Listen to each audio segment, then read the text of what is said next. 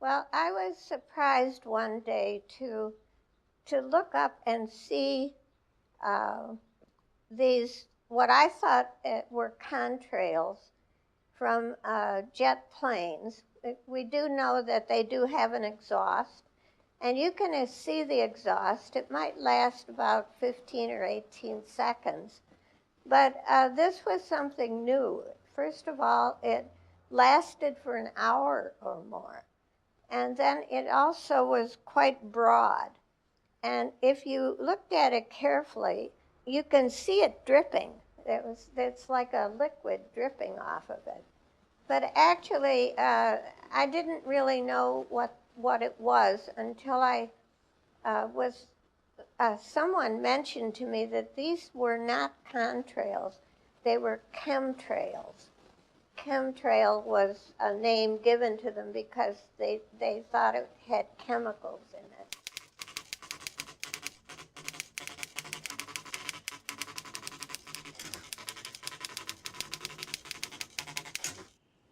The trails that persist that I've seen over the last few years are very different to any trails that I've ever seen before, and I do not understand how they persist so long. It's normally a contrail would last 1 or 2 minutes or maybe 5 minutes, but to look up into the sky and see a trail slowly drift by for an hour is very unusual.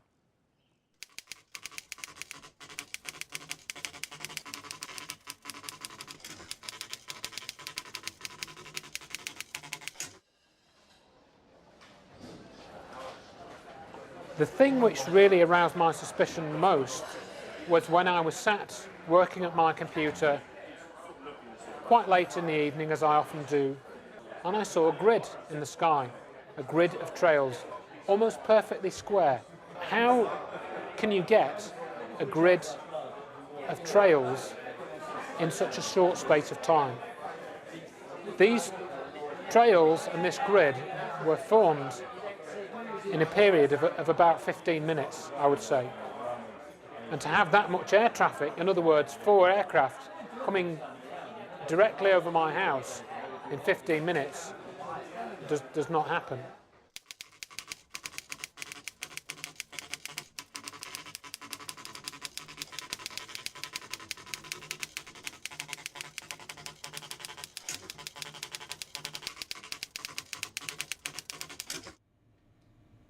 I am concerned about the chemtrails. The main difference is that these kind of trails, they remain in the sky for a very long period of time, hours, or in some cases even for a whole day. We've also now started to observe chemtrails with apparent shadows, black chemtrails. We also see them from space. We can see them on satellite pictures. Aircraft trails should not be visible on satellite pictures.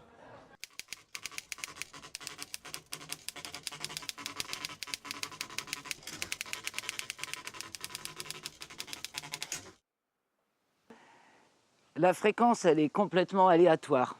En fait, c'est vraiment très souvent, presque tous les jours. Mais il y a des jours sans, Dieu merci.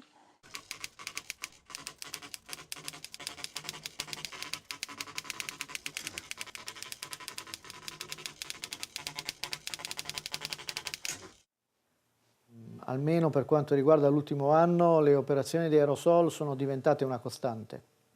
Se fino a qualche anno fa era un'eccezione una giornata con le cosiddette scie chimiche, adesso è il contrario.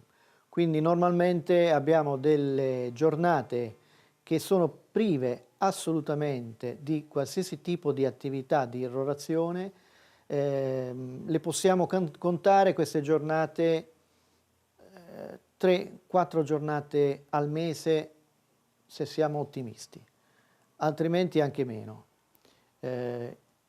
Effettivamente quando arriviamo alle 9-10 di mattina già si cominciano a veder passare i primi aerei e nell'arco di poche ore il cielo è completamente coperto da uno strato uniforme che oscura il sole.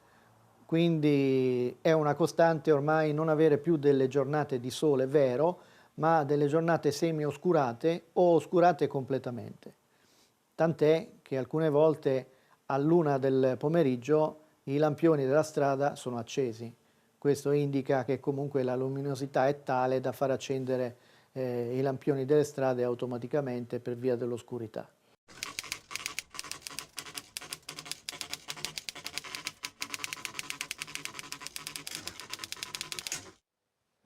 If you look at the phenomenon in general, you cannot explain it by just burning fuels by aircraft and temperature and humidity of the air.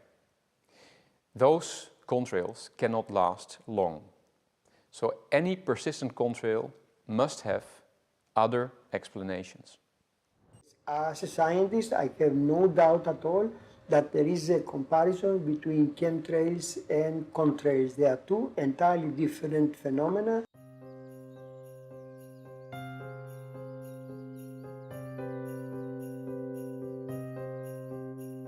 Nous avons filmé ces chemtrails en Provence. Difficile de croire qu'à cet endroit et à cette altitude, ce sont des avions de ligne qui sont responsables de ces traces rapprochées perdurant des heures. Some scientists with whom we have been collaborating through correspondence, they have told us that in the universities in the United States, they have carried out these kind of experiments, that they either sent small planes and collected the samples from the air, and then they analyzed them. They found in high percentage quantities of aluminum and barium, which we know that they have this kind of effects to the human health and also to the environment.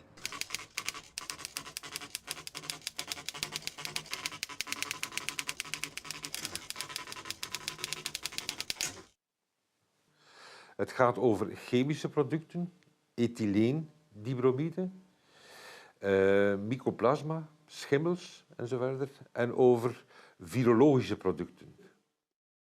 Sono state fatte delle analisi, certo, sia in Italia sia all'estero sono disponibili anche attraverso la visualizzazione del nostro sito, del nostro blog e siti collegati, analisi chimiche che sono state fatte sia per il terreno, sia sulle piante, sia nell'aria, analisi che evidenziano la presenza dei metalli di cui ho parlato prima. Pour en avoir le cœur net, nous prélevons des échantillons de sol dans 3 parcs et jardins parisiens pour les faire analyser par un laboratoire spécialisé. Les résultats arrivent quelques jours plus tard. Il y a bien du barium et de l'aluminium dans les bacs à sable de Paris. Dus dit alles komt in de atmosfeer, daalt neer op de aarde en beïnvloedt ons allemaal. Je ziet overal de ziektes toenemen. We zijn nog nooit zo ongezond geweest als nu. Doodziek zijn we. Quite a number of people, after they have observed the chemtrails, they claim that they suffer from headaches, dizziness for days. Some of them, they had also problems with the skin, like other allergies, and some of them, they were feeling weak and tired for more than a week.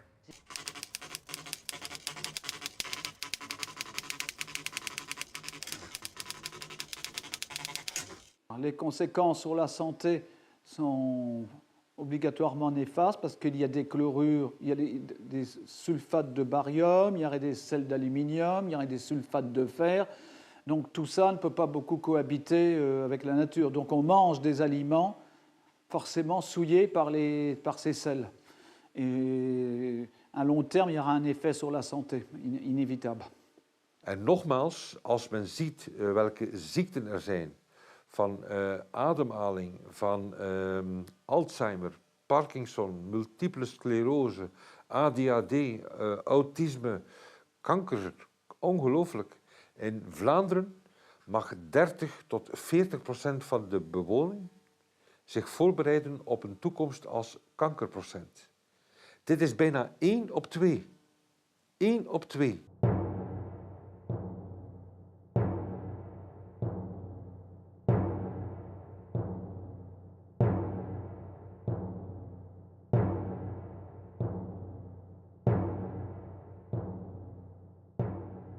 Op basis van het feitenmateriaal wordt het met de dag duidelijker dat het militaire establishment de werkelijke verantwoordelijken zijn voor deze chemtrails. Zij hebben de vliegtuigen, zij hebben de middelen, zij hebben de organisatie en zij hebben ook de plannen daartoe. Dus dit is heel duidelijk aan het worden. Si les militaires répandent, entre autres, du barium, ils doivent forcément l'acheter quelque part. Nous avons l'idée de visiter le site internet des marchés publics de la défense nationale en France. Après quelques recherches, la chance nous sourit. Nous trouvons un appel d'offres de la Direction générale de l'armement pour 10 tonnes de sulfate de barium. À quoi peut bien leur servir une telle quantité? À la déverser dans l'atmosphère? Nous retournerons sur le site quelques semaines plus tard. L'annonce a disparu depuis notre visite. Bizarre. Les militaires ont-ils quelque chose à cacher? Et les chemtrails sont-ils un canular, comme le prétend l'US Air Force dans une brochure officielle?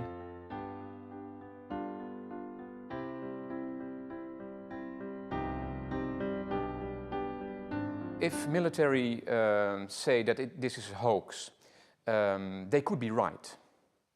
I don't think so. I think it is a real phenomenon, and I think we should discuss it. Of course, if I were involved in this experiment and I had the intention of not letting everybody in on the experiments, I would also say that this was a hoax. But I'm not convinced. Ik heb een vriend die gedurende jaren met F-16 gevlogen heeft, dus een militair toestel, die nu in de burgerluchtvaart zit, die dus duizenden uren in de lucht gevlogen heeft. En die zegt, ni vu, ni connu, ik weet niet waarover u het hebt. En bijna alle piloten zeggen, we weten niet wat chemtrails zijn. Er is voor ons echt geen vuiltje aan de lucht. Now, some information has been leaking out. Some of it is, there's always a propaganda. The military has a way of telling you they're doing something good. And so one of the explanations for this is that it's a counter to global warming, and that by putting metals into the air, they can reflect the sun's rays upwards and away from the earth.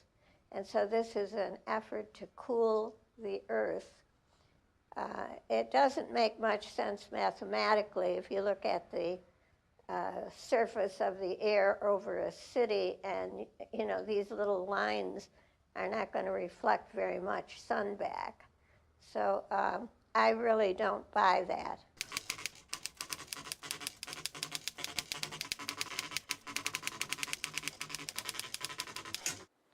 Donc toute la chaîne de vie sur Terre, les animaux, les humains, les plantes, les arbres, les insectes, tout le monde est touché, et sans distinction.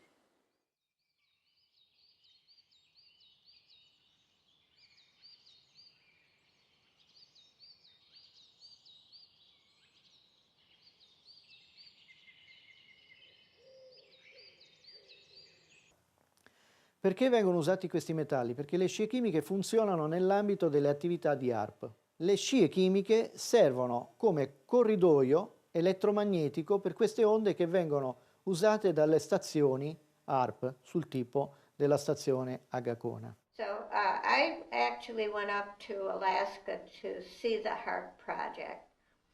It's an array of transmission towers.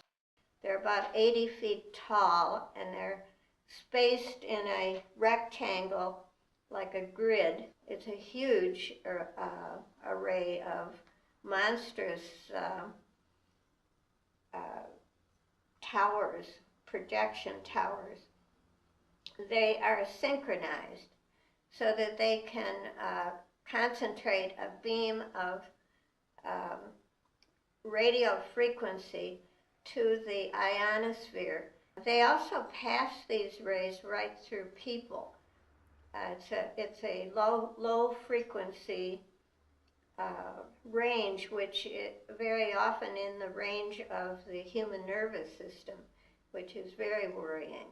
Infatti si è recentemente verificato che le frequenze che passano dai 3 ai 12 Hz possono influire sullo stato d'umore. Intanto possono interferire sulla fase REM, quindi sul sonno e sul sogno. Possono inibire il sogno o far sì che il sogno sia differente. Possono far sì che una persona possa diventare depressa, apatica, allegra, violenta. Dipende dalla frequenza che viene sparata e riflessa con le scie chimiche verso il terreno e quindi verso i cittadini. Cosa fondamentale che avranno notato in molti è che le irrorazioni si fanno molto pesanti, vengono attivate proprio sopra i centri abitati. Quindi io penso che l'obiettivo principale non sia tanto la modificazione climatica, che è una conseguenza delle attività di irrorazione, ma il controllo della popolazione attraverso sistemi diversi. C'est ce que nous confirme un militaire hors caméra. One of the other key factors is broken trails. If you watch the chemtrails, you will quite often see that they break. That they're broken, you'll see some trail, then a blank space, then some trail. Now, there are only two possible reasons for a broken trail. One is that the aircraft turns its engine off temporarily. The other is that the air temperature and the air humidity varies over a small period over a small space, which doesn't happen because the wind currents would mix the air to be a uniform humidity and temperature over a small region. You wouldn't get small-scale variations, but you do see this with breaks in the trails. Nous reverrons ce type de chemtrail dans d'autres pays, comme ici à Gand, en Belgique. D'après notre militaire anonyme, c'est normal. Il y aurait près de 400 programmes de chemtrail dans le monde.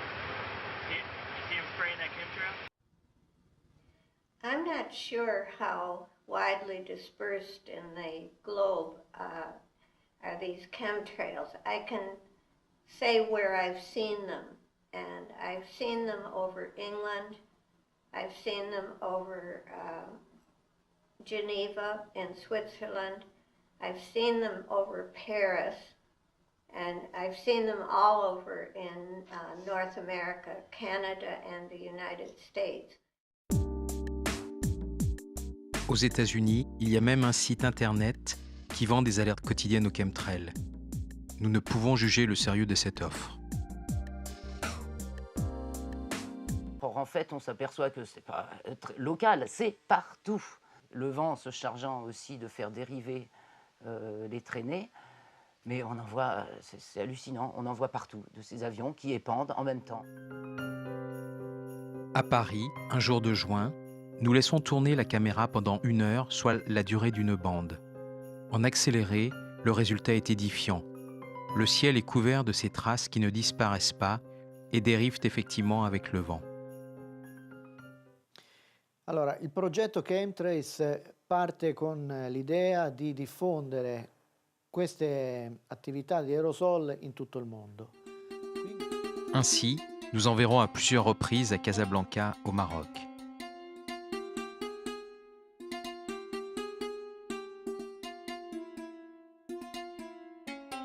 cette fois, c'est au Moyen-Orient que s'étendent ces chemtrails, sur des dizaines, voire des centaines de kilomètres, bien au-dessus des nuages.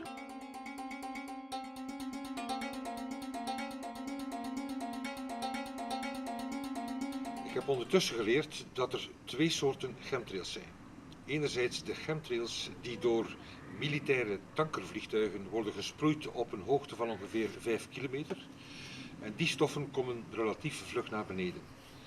Anderzijds heb je de chemtrails die geproduceerd worden door burgerluchtvliegtuigen, waar dus die stoffen in de brandstof zitten.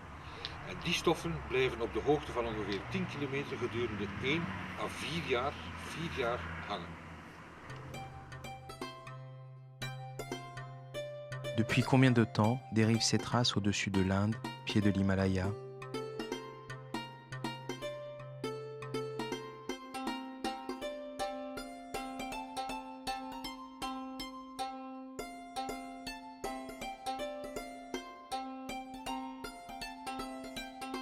Nous avons filmé à New Delhi des chemtrails tout frais, si l'on peut dire.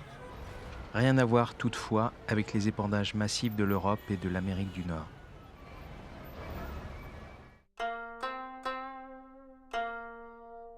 C'est pareil en Chine, où nous n'en avons pas vu, sauf à Canton.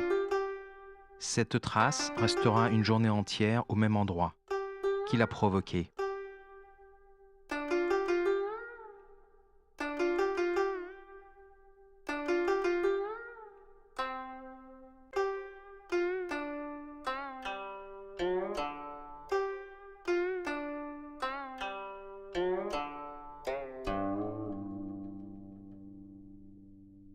Je crains au niveau des chemtrails que cela s'aggrave, surtout que l'OTAN s'est agrandie de nombreux pays et tout, et quand même que l'action des phénomènes HAARP et des chemtrails partent du Pentagone. Donc je pense que beaucoup d'armées vont utiliser ce moyen d'épandage.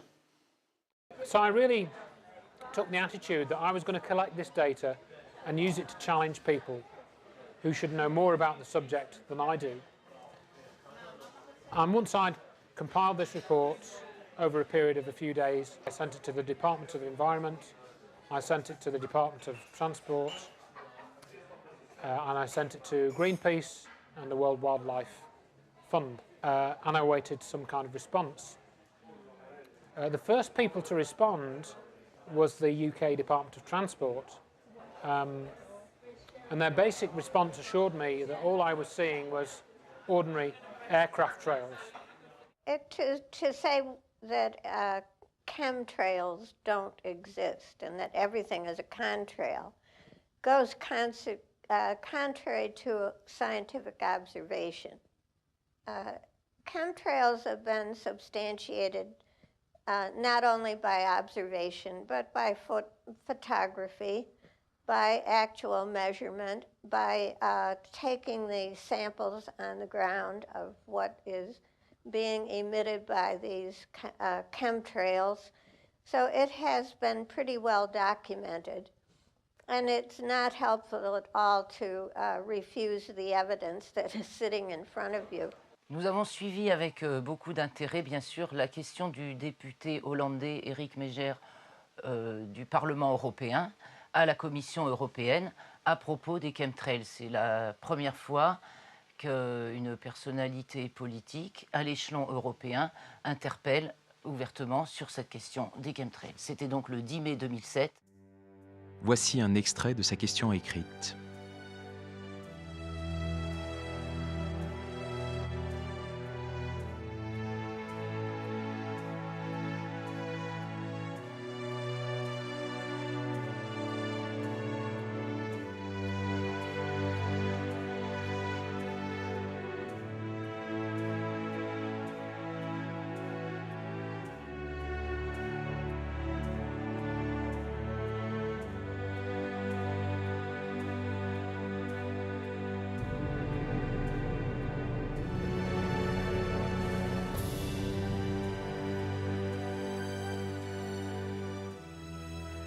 Donc il lui a été répondu en juin 2007 par M.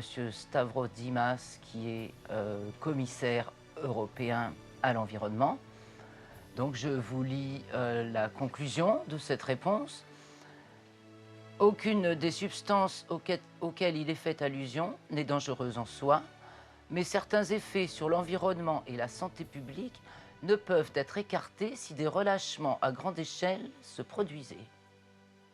Comme indiqué ci-dessus, la Commission n'a connaissance d'aucune preuve suggérant qu'il y a des raisons d'agir. Voici donc un commissaire européen qui nous dit qu'il y a peut-être bien quand même des risques pour la santé et l'environnement en cas de relâchement à grande échelle, comme ils disent, mais qui ne voit aucune raison d'agir.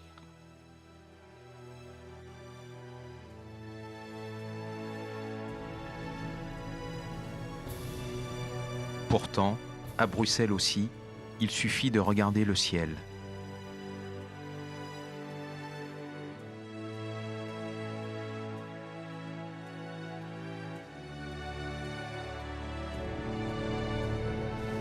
Stavros Dimas recevra même une récompense de commissaire européen de l'année 2008. Nous lui avons demandé une interview au sujet des chemtrails, sans succès.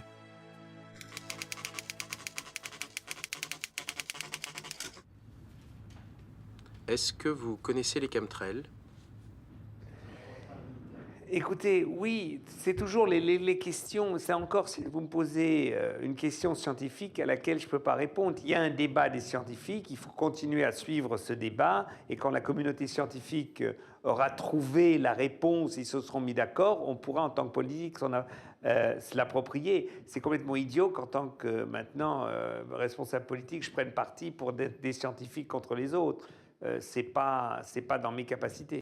Alors j'ajoute un élément supplémentaire au débat, c'est celui des nuages. On observe depuis 2002 donc des nuages aux formes et aux couleurs qui étaient inconnus auparavant. Exemple le cirrus fibriatus, etc. Des cirrus qui d'ailleurs se trouvent en dessous des cumulus, ce qui est un paradoxe.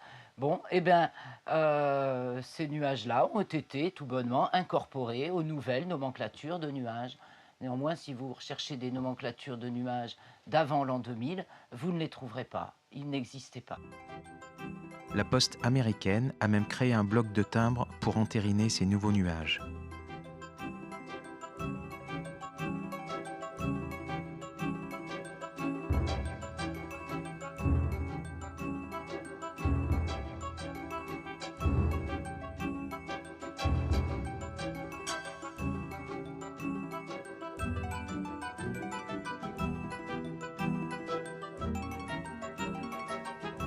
Ce qui est inquiétant là-dedans, c'est que ça devient normal. Les enfants qui ont moins de 10 ans, ils n'ont jamais vu autre chose qu'un ciel chargé de traînées chimiques. Donc ça leur paraît, le ciel leur paraît normal, c'est normal. Pour les adultes aussi, puisque les Danois, par exemple, choisissent une photo avec des chemtrails pour illustrer un plan de Copenhague. Nous en avons même vu dans des épisodes de la version colorisée de Zorro. However, the question remains, why this secrecy? Why they do not open up the problem to the whole of the scientific society? Why they don't say exactly what the experiments they do, for what purpose, in order that everybody in the world can serve for the benefit of the humankind.